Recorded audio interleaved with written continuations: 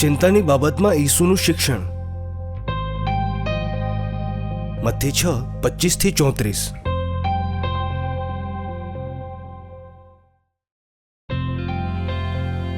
હું તમને કહું છું, ચિંતા ન કરો, ન પોતાના ગુજરાનની કે અમે શું ખાઈએ, અને ન પોતાના શરીરની કે અમે શું પહેરીએ. શું જીવન ભોજનથી અગત્યનું નથી, અને શું શરીર કપડાથી અગત્યનું નથી? આકાશના પક્ષીઓને જુઓ, એ ન તો વાવે છે, ન લણે છે, અને ન તો કોઠારોમાં જમા કરે છે, પણ પરમપિતા એમને ખવડાવે છે. તમે તો પક્ષીઓ કરતાં ઘણા જ મૂલ્યવાન છો.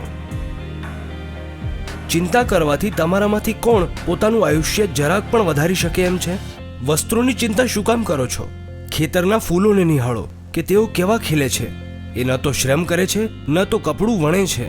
તે છતાં હું તમને વિશ્વાસ અપાવું છું કે સુલેમાન પણ પોતાના ઠાઠ બાઠમાં એમાંથી એકની પણ બરોબરી કરી શકે એમ નહોતો.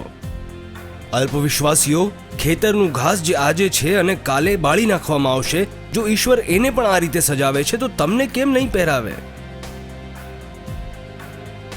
એટલા માટે આવું કહીને ચિંતા ન કરો કે અમે શું ખાઈએ, શું પીએ, શું પહેરીએ, કારણ કે આ બધી વસ્તુઓની ચિંતા તો અન્ય જાતિના લોકો કરે છે. તમારા પરમપિતા જાણે છે કે તમને આ બધી વસ્તુઓની જરૂરત છે.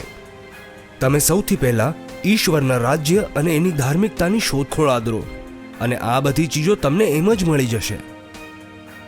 આવતીકાલની ચિંતા ન કરો. આવતીકાલ પોતાની ચિંતા જાતે કરી લેશે. આજની મુસીબત આજ માટે પૂરતી છે.